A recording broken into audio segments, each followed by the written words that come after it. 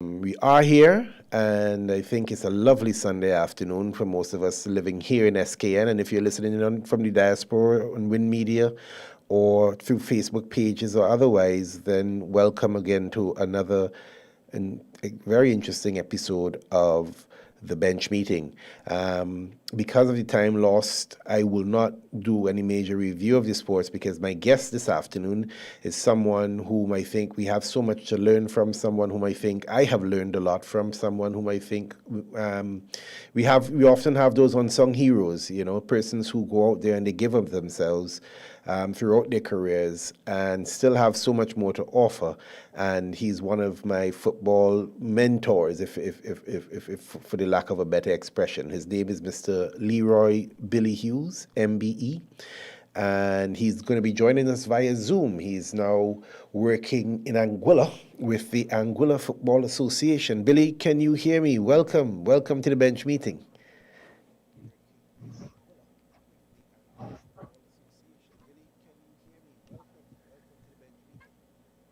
Yeah, Ken, good afternoon. Thank you. How is the weather in Anguilla? How are Very things good over introduction, mate. How is the weather treating you?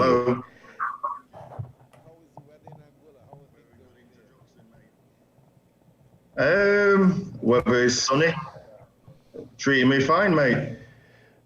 All right. Well, we seem to have a little bit of a delay, so we're gonna have to bear with each other. I don't know whether it's internet related or otherwise, but the messages will take a little while coming through both ways.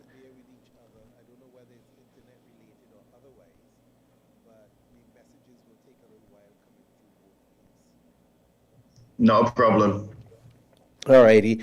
Well, first of all, that introduction doesn't necessarily, I mean, might have been good, but it doesn't necessarily do justice to who Billy Hughes is and speak to his roots here in St. Kitts and Nevis and otherwise, and I thought I would leave that for you.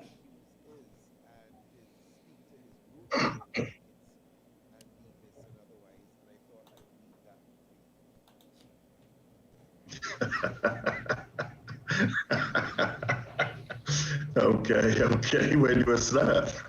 Well, with us, you can start from the beginning. St. Kitts, moved to the UK in the 60s, early 60s.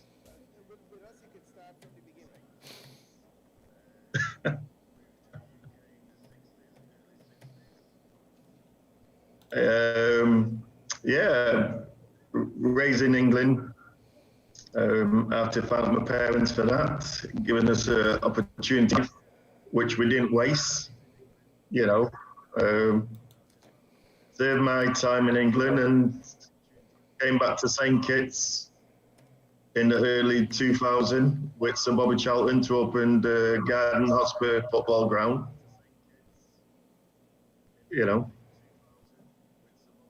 So, can you give us a little bit of your history in England? I thought that might have been my way back home, but obviously it didn't turn out that way.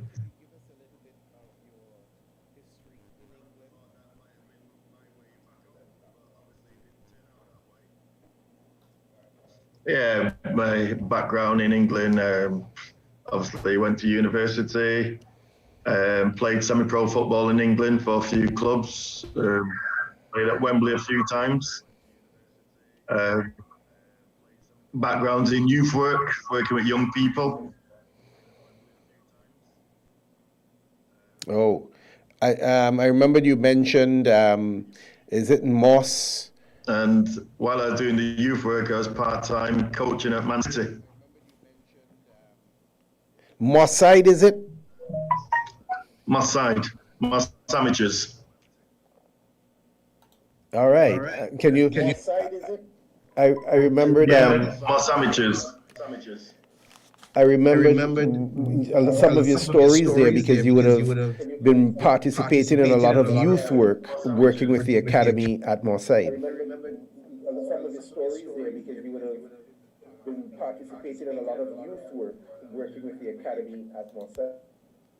Yeah, I mean, obviously, Man City was based in Moss Side. They were based at Main Road.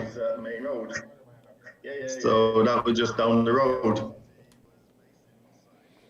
Okay. And can you give us an example of some of the work you would have done with the youths? Because I remembered you had mentioned a lot of work in terms of troubled youths in some of the more difficult areas, Moss Side being included.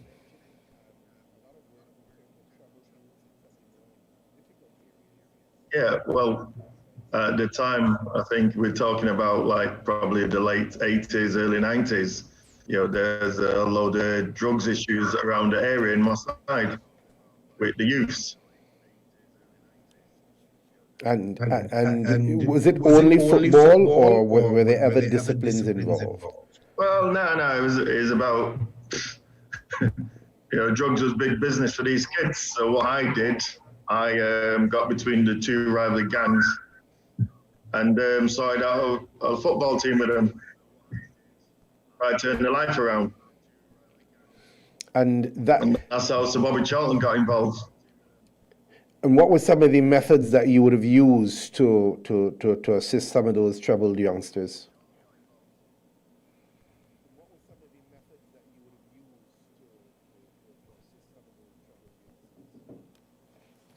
Well, you have to look at the upbringing of some of these kids.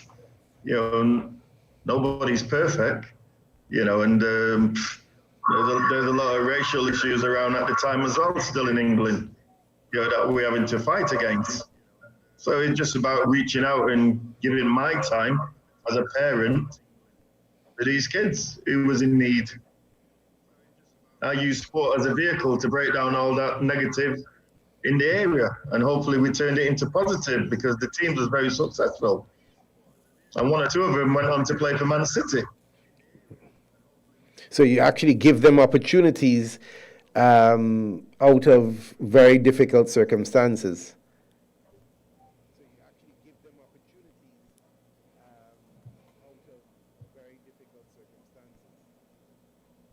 I'll say so. Well, someone gave me opportunity when I was younger. So that's my way of helping, and obviously football's my way out of anything. Exactly. Tell me, what are some of the disciplines? When I say disciplines, sports, because I remember you mentioned the center that you were administrating in those days.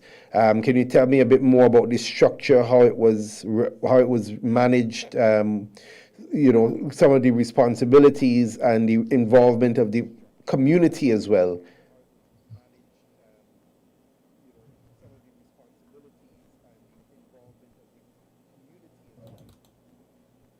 Well, obviously, it was right in the centre of Moss Side, and the centre was called Moss Side Youth Centre before, and then got changed 99, 94. Got changed. We had a brand new building made, and it was called Moss Side Millennium Youth Centre.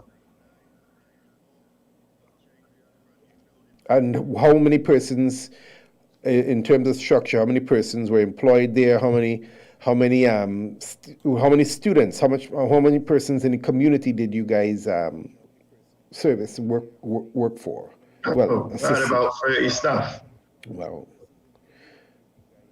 Well, put it this way. With the height of all that was happening in the area, every night the place was full out. You're probably getting about 300-400 kids at night. And all different disciplines. Yeah, male and female. Wow. What age groups? All different disciplines. Netball, badminton, table tennis. We even had 2 outside courts for netball as well as volleyball, basketball. So we had about 30 odd staff. Nice. And how did that lead or how did that path continue toward your work with Man City? Was it because of the responsibilities there that you were able to get on board with City?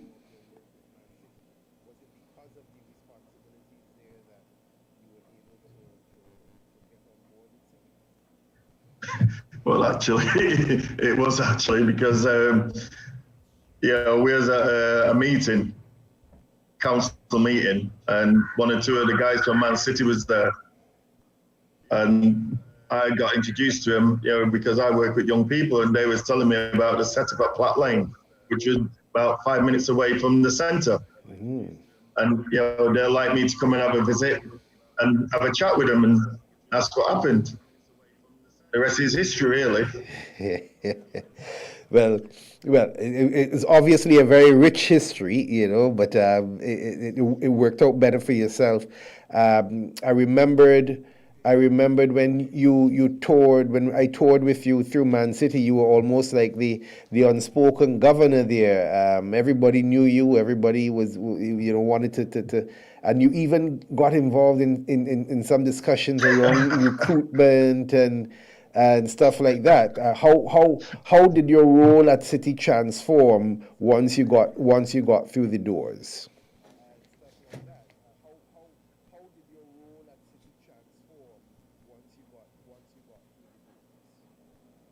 Well, once I got through the doors, basically, he was trying to give the young black kids, let me put it right, the young black kids an opportunity, because there wasn't a lot of young black footballers coming through the doors.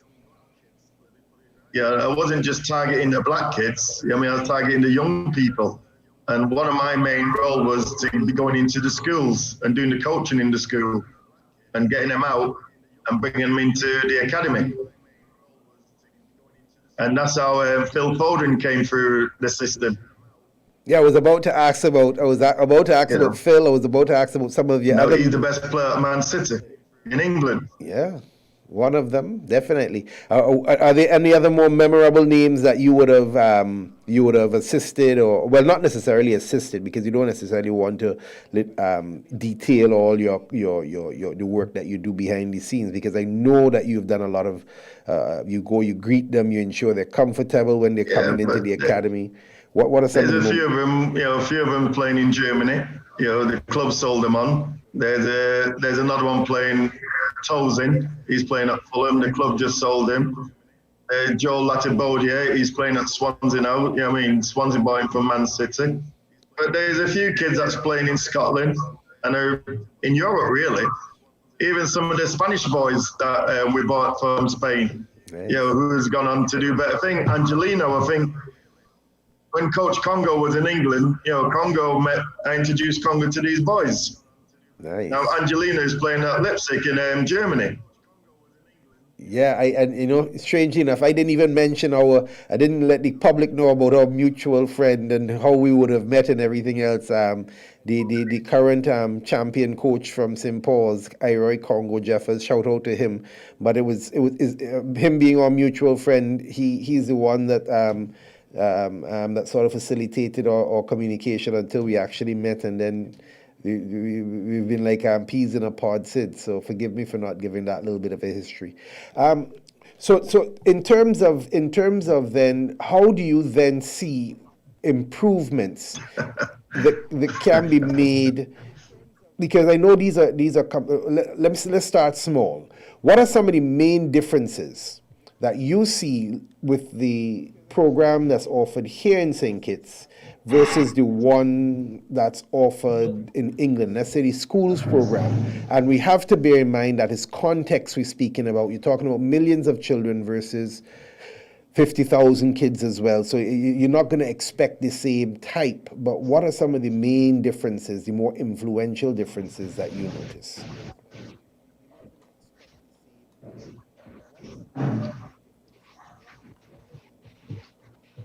And to be honest, what the kids need, whether it's in St. Kitts or anywhere else in the Caribbean, I can speak from England, my experience, but I'll speak from my experience here in Anguilla. And the kid needs someone that shows great interest in them, because a lot of discipline needs to be installed in our kids in the Caribbean.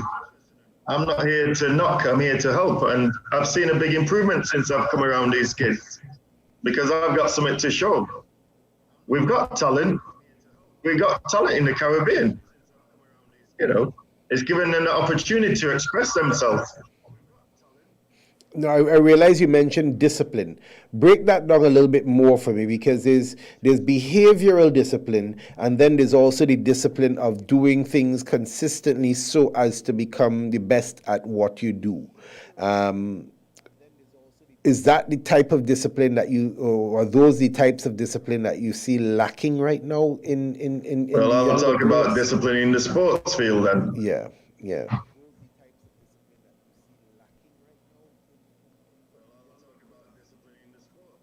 Well, a lot of kids, I mean, they'll turn up and they just want to kick a ball, but before you start kicking a ball, you got to train your mind. It's about mindset. Your mind's got to be right, and that's the way I was brought up. You need to listen before you open your mouth.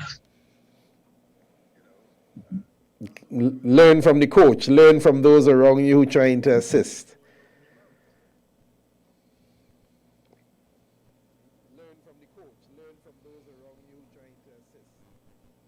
Well, obviously you have to. That's the way forward. And what I'm also trying to do here in Anguilla as a director of development young footballers, it's to get their mindset right and hopefully to get them sports scholarship, so they can progress with the football or give them an opportunity in life.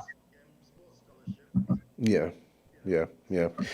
In terms of the arrange, are Anguillas eligible to play in England if they were to be, let's say, a pearl in or diamond in the rough, that kind of thing?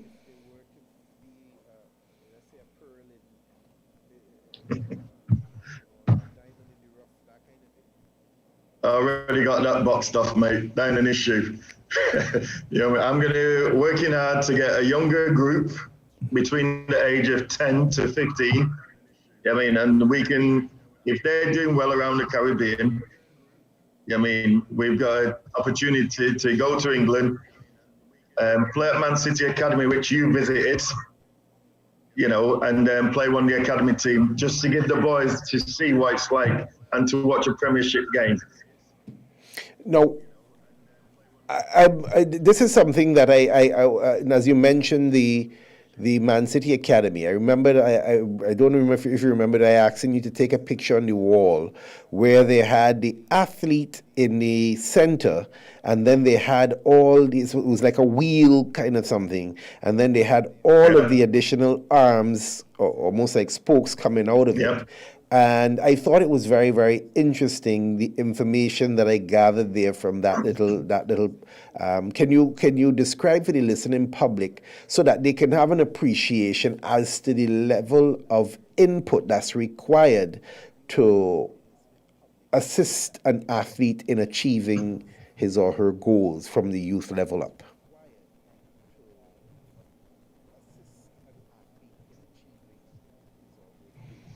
Wow. Well, once you went in the gates, the north gate, I think we went in on the right-hand side. Yes. You will have the main general offices. Yes. Where everything happened every day. You'll have a pitch on the right-hand side, which was for the under-16s, grass pitch. Then you'll have the under-13s on the other side of that. And then you'll have like a boarded fence where it's closed off, and then you'll have like 8 grass pitches around there that belong to the first team. And remember the. Then you'll have, as we went straight forward, you will have like the AstroTurf, and then you'll have like 4 pitches. And remember the mural on the wall, I believe it was. And I'm trying to remember it off the top of my head now. I believe it says that the parents, there was an arm for the parents. There was an arm for... Yes, when you went inside, it was... Right, that was based inside on the flooring, like a glass mural. Yeah.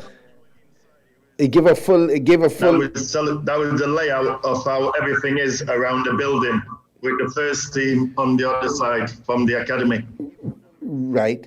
And then tell me then, because what I'm trying to get at, tell me then how Man City incorporates the parents and other aspects of the community and into the development of the athlete.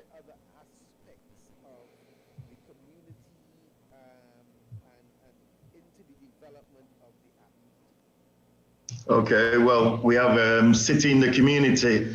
It's Man City cooperated, and you have different type of staff that will be going into schools coaching kids. They're not actually working for the football club, but it's a spin-off. The football club is responsible for these people, give them jobs to go into all the schools around Greater Manchester, looking for talent. So there's a bit of a almost coaching expertise offered to the nearby schools, that type of thing, facilitated by the football club.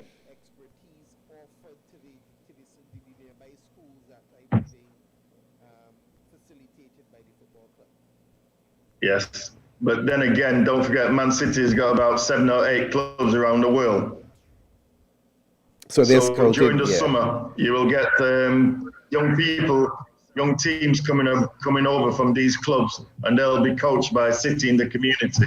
Oh, that's what those were the two coaches that we would have met when we were walking through, and we observed some coaches. I think you had mentioned that they were from City in the Community. Yeah. Oh. Okay. When we was walking around. Okay, and I know.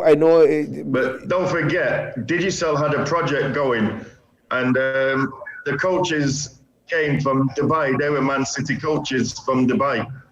Oh, you mean a few years ago? Yeah, that's correct. So they were actual Man City. Were they from Man City themselves, or were they from City in the Community? Yes, and you met some of them coaches that I work with. Yeah. They were from Man City themselves. Oh, because I remember that was something we often discussed. It was I think it was like 1 season or 2 seasons where they teamed up. Digicel would have teamed up with Manchester City, and they would have gone through the Caribbean trying to doing little clinics. And then they offered an opportunity to either a team of players or a select few. Yeah, and they would have gone to play football with Man City in New York City, I believe. And if they excelled there, I suppose. They brought about 20 kids over to England. Oh, yes. They actually got all the way there to City, didn't they? Yeah. And did any of those athletes make it any further beyond, as far as you are aware, or you weren't that involved in that particular project?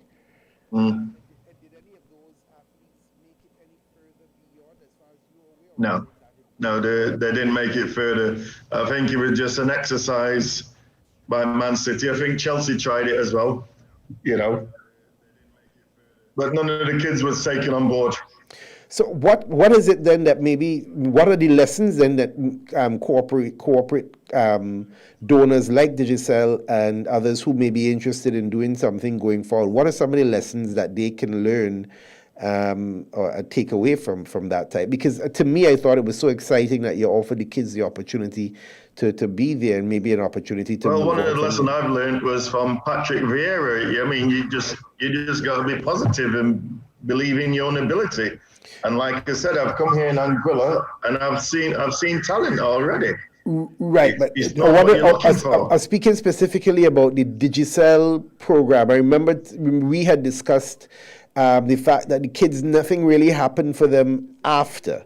So if you were to advise them now as to how to do it differently, what are some of the changes you would recommend?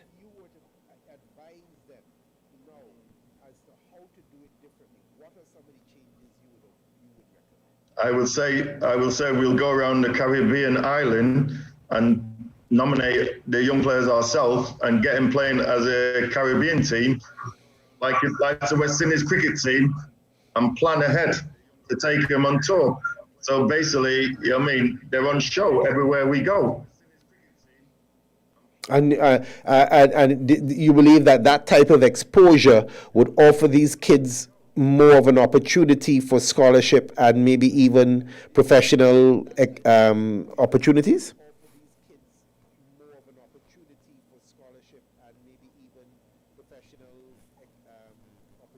I I think that's the way forward.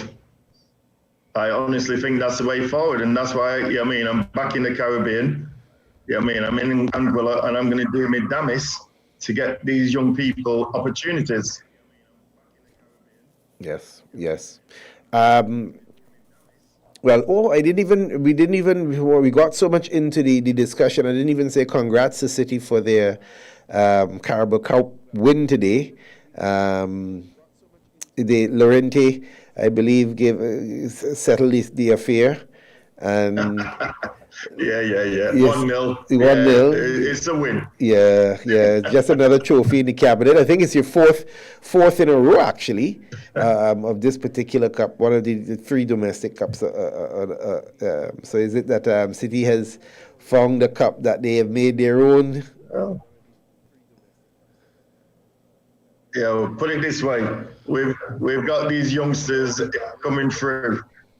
The under-23s just won their league as well. The under-18s are winning their league as well. So, we got them coming through. Wow. I wasn't even aware of all that. So your under-23s are winning the league and your under-18s.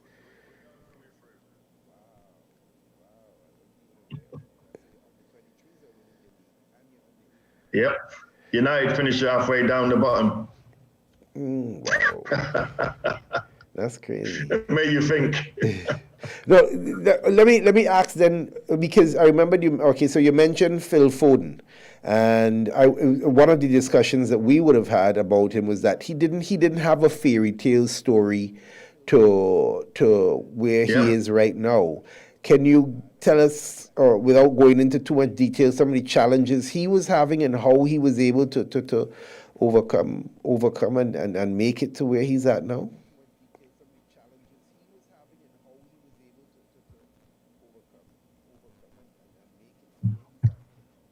Well, obviously, we were going in the schools and coaching the kids.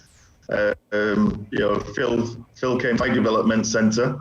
The first day I saw the boy, I told him he was in the wrong place. His parents couldn't believe it. I said, "No, you need to be at the academy." Yeah, but I said, "Trust me." They turned up, and the rest is history. He just developed from there. But it was not that so he was not a sure pick. He did not start in the academy. He started as an everyday youngster in the school system. Is that it?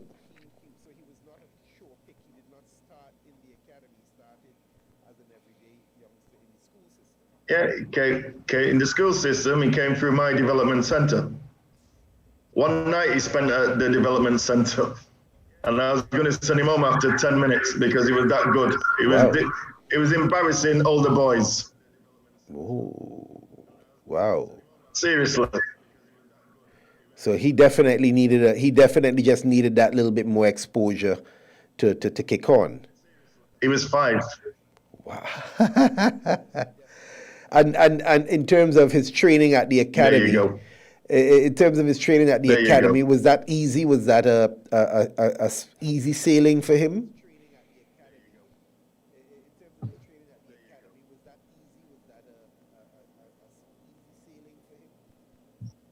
Obviously, the kid is very streetwise, very smart. From a young age, you saw it in the boy. So he trained day in, day out. Yeah. Brilliant. And because and why I'm giving these stories is because I know there are a lot of young persons out there who may look up to the types of Pogba, Messi, Ronaldo, but Phil is going to be pretty much of a sensation himself by the time he properly gets there. He's already a sensation. But there's also a realistic side to the story. It takes hard work. It takes determination. It also takes learning from your mistakes. One of the main ones being himself and Mason being punished not too recently with the English team. They went out to the bubble and participated in some illicit activities and was subsequently penalized by FA and club alike. There's, as we well know, there's a lot of that. Maybe not as high profile, And these are some of the challenges that these youths. What sort of systems does the city have in place to assist youths like that who make the errors, make the mistakes, but have so much talent? Yeah, but Ken, common sense. I will blame Gareth Southgate for this actually, because you got two youngsters. You're going abroad. You room them with an experienced campaigner. Oh, that's you don't put two youths in together. You know what these kids are up to? Opportunities. They're opportunists. Yeah. And the opportunity presented itself. So basically, they set the kids up to fail, and that's wrong. Would you say that it was deliberate or just naivety, in the sense that they should have known a little better in terms of how to manage kids, especially 18, 19 years old, going on tour? Well, they should have known better, because at our academy, you have media training, this and that. And at England, England, the FA, you have all these type of training. Behavioral training. The kids. Yeah. The kids. Yeah. And in terms of what something else you and I would have discussed about the responses, I think Mason took a little while longer to catch himself, while Phil was immediately able to almost brush it off and get back on the train. What do you think what do you think would have allowed the difference in response and reaction? Because they're both very talented youngsters.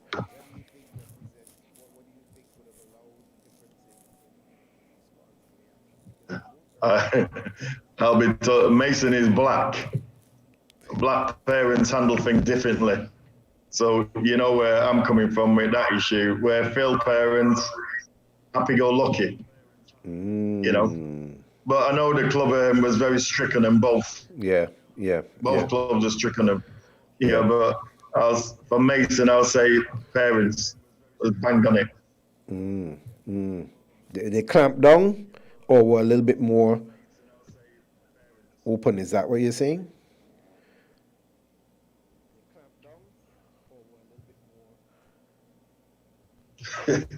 How was you brought up? I know how I brought up if I did something like that. I got clapped. Oh, yeah. And I couldn't do nothing about it. So, hey, you just keep your head down. Agreed. And sometimes we deserve that little clapping every now and then. So let's then come down to the kind of work that you've been doing here in the Caribbean, because I know you've been trying to give back to St. Kitts, and I guess now you have the opportunity in Anguilla. Can you tell us a little bit about some of your previous visits and the work that you were doing in terms of assisting kids, exposing some of them to scouts and other ways?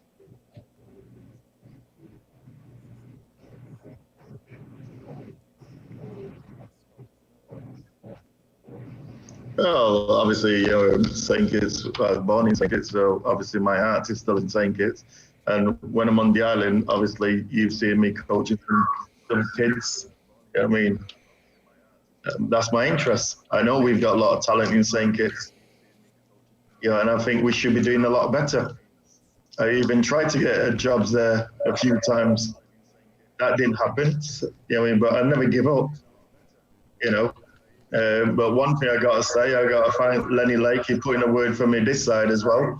I've got to thank Lenny for that. I hold no regrets.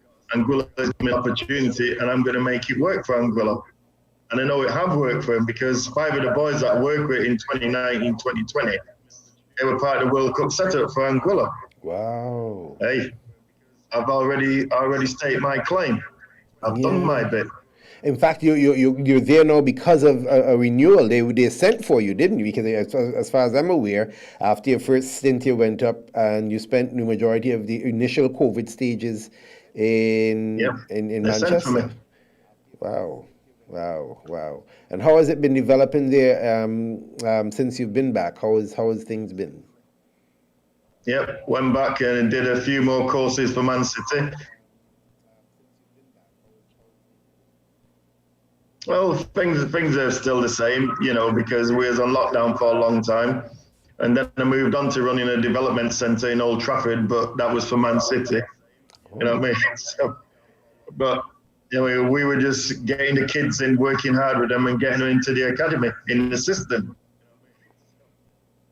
So let's say before I left there in February this year, I've already got 6 or 7 names already gone into Man City system for trials. Nice. Between the age of 7 to 10. Yes, because one thing I've realized when I visited, the age groups that I saw playing, these were babies practically. These guys were playing these little boys were playing some serious football, but you're talking about, I'm not kidding, it's 6 to maybe the oldest game match we saw was like 12, 13. On 5-year-olds. Yeah, and those fellas are playing structured football. I mean, you would think that it was a serious a 5 or 6-a-side game that we playing down here, but with big men. These guys are passing, they're shooting, and the parents well attended. So 5 years old, you guys have. Yeah. How is that done without? I mean, how are the parents involved? Like, how does that work? Yeah, we have mini soccer for the kids. Well, you do all your grassroots things with the parents. So, because at the end of the day, as the kids get older, they peer pressure on them. I mean, they will either go this way or they stay on the straight and narrow. So you try to get the parents involved from the young end of it. I mean, get them involved somewhere along the line. Very, very important, yeah?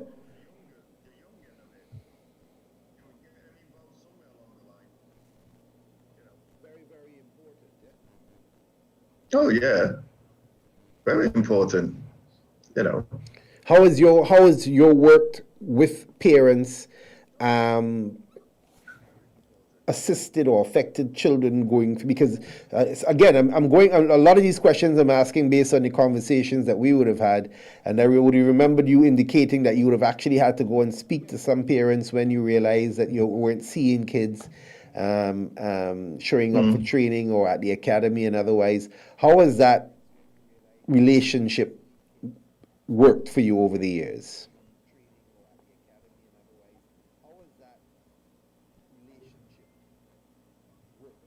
I think it's a good thing. If you're interested in the kids, you've got to build a relationship with the parents. And don't forget, some of these kids that when they don't turn up for certain events, they've been abused.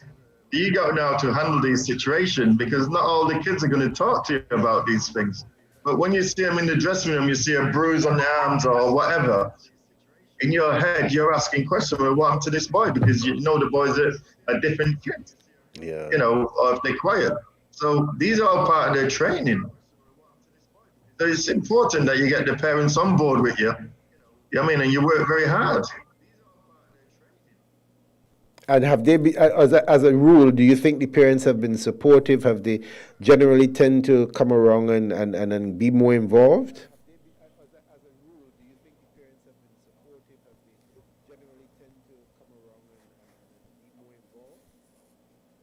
Well, I can only speak from the experience in England because I've just got here early this year. Yeah, but in England I can say, 100%.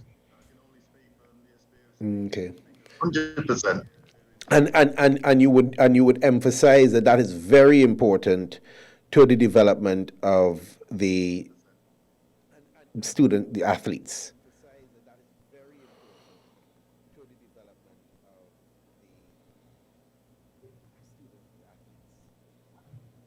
Very important. Your parents showing an interest in you, you're gonna work your socks off. You want to impress all the time, and I like that. I already start meeting a few of the parents here with the youngsters, and I think that's good. They know who I am straight away. No nonsense. So when they drop off and they go away, they know their kid's safe.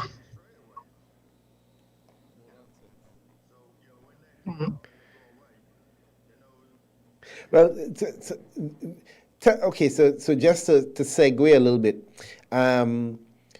we look at what more can be done. We looked at what more can be done, but we didn't really dig into it. As far as in terms of just an overall picture in your mind, St. Kitts Nevis football, what do you think is needed? And this is you speaking from Anguilla and from your visits here every now and then. What do you think is needed to help it make the next step forward that it collectively wants to make?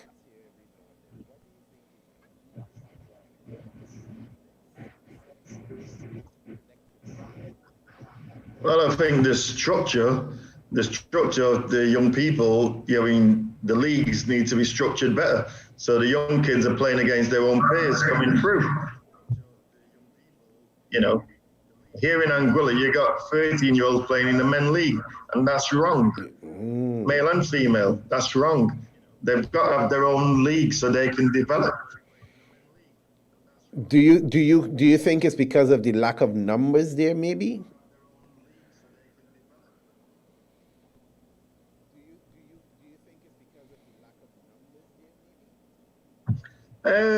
Yes, that can be one of the reasons, but you still got to be structured, right? If one of those kids gets seriously hurt by one of the adults, or broken leg, or God forbid, that's going to put them off the game for life. We need to encourage them to play so we can see the talent come through. That's a good point. That's a very good point. And in terms of the leagues, you're saying then that they should be structured in such a way locally via through the schools or schools as well as the FA?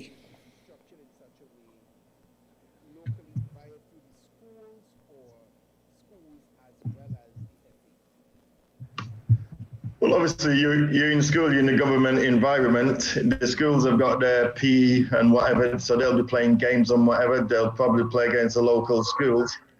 But the FA, you got to have a proper structure for leagues where the junior kids coming through. Whether you play the juniors on a Sunday morning or whatever, you don't even have to be 90 minutes. It could be 60 minutes game, 2020 or something like that. From what age are you recommending? But there need to be so much structure for these kids.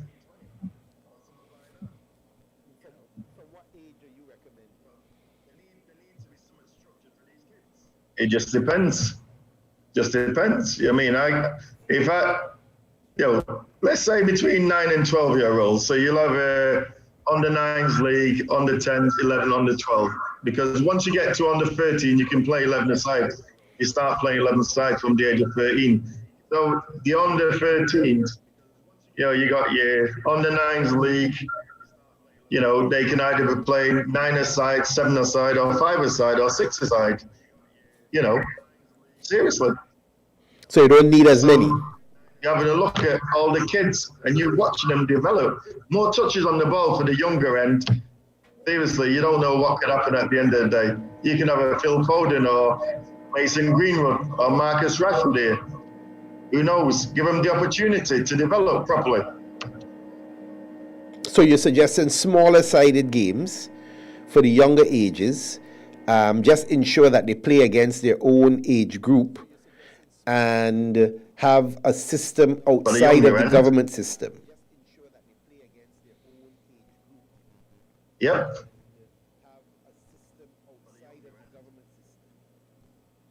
Yep.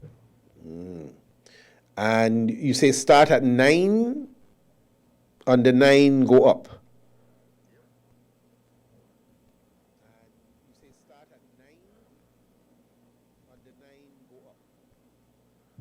Yeah, 9 go up, or you start from on the 7s, on the 6.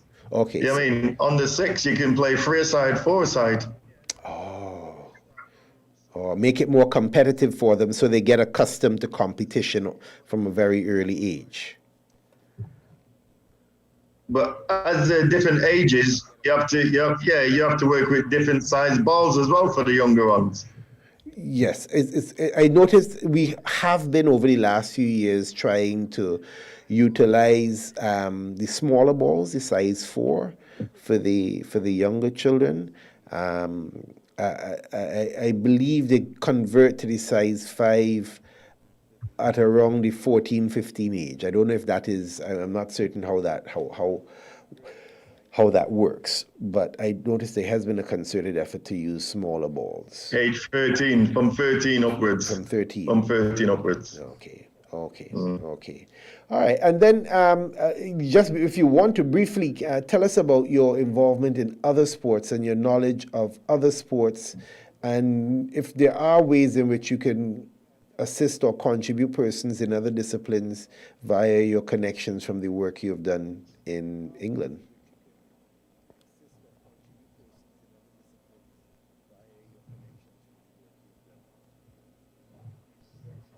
Wow, I'll be writing a book and giving you my life story, mate. Obviously I played cricket in the past, amateur cricket.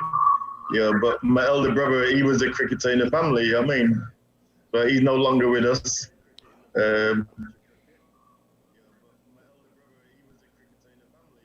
Condolences on that. But you were actively involved in helping the youngsters in some of those other disciplines as well. Yeah, it's life. We all have to go there sometime. Obviously I've done weight training, got a certificate in that as well. With the female side of it, some of my staff, they coach netball, so I've got them involved. I think 1 or 2 of them came to St. Kitts about a year or so ago. Oh, good. And they're hoping to come to Anguilla and help them structure their netball, So, wherever I can help, I don't mind passing on my knowledge to help. Seriously, that's what life's about. One day, I don't know whenever, I ain't going to be around. So if I can share the knowledge, why not? Well, I that much I know. I mean, our friendship I sometimes feel is a little one-sided, the amount of knowledge that I end up getting from you in the first instance.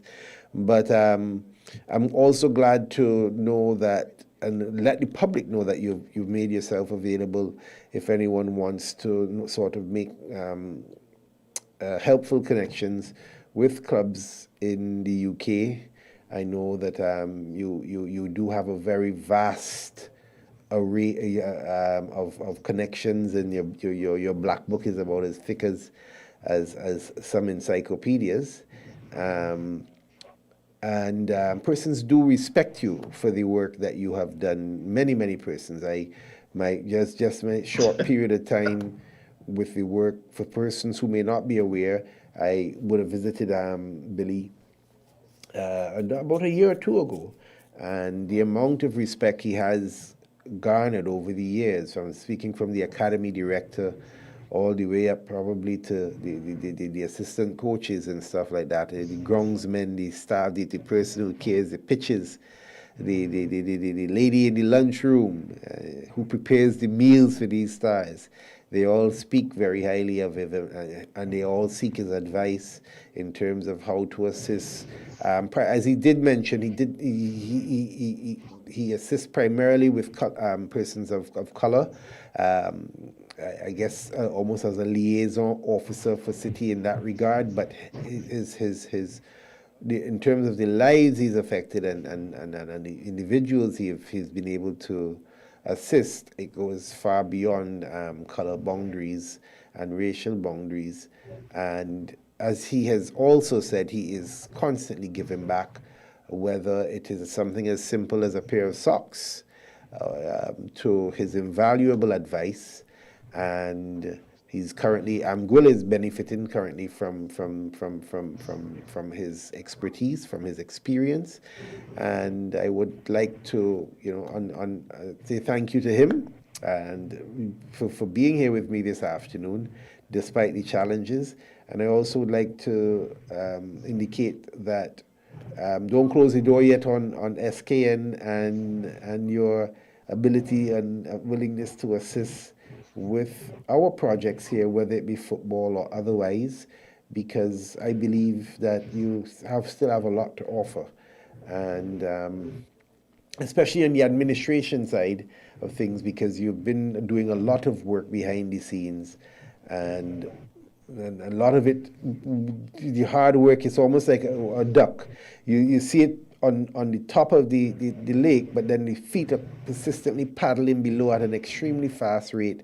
And persons like Billy, you see him walking around, gliding around, but there's a lot of work going on behind the scenes and a lot being accomplished.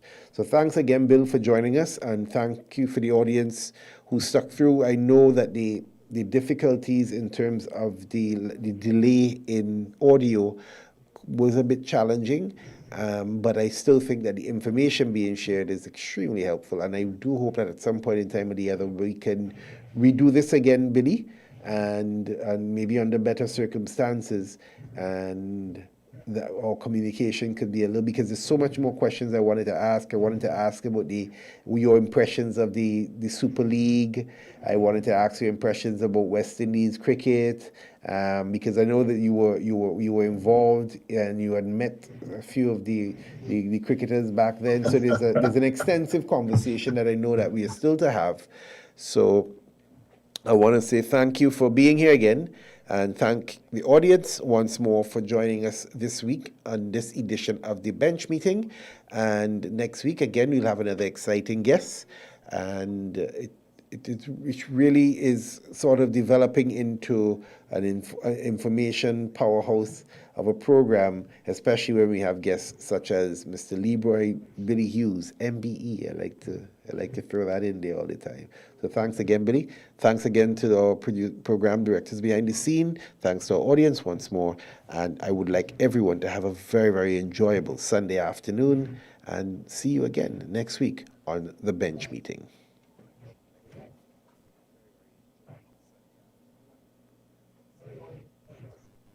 Right. Well, thanks for having me. See you later. Bye. Take care, Bill. Bye.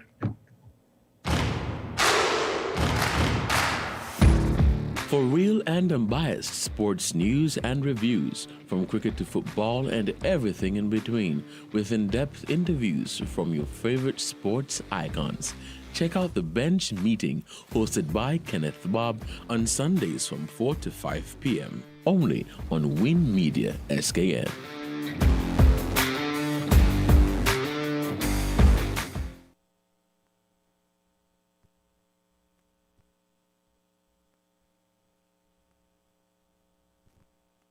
WINN is 98.9. 98.9 is Win FM.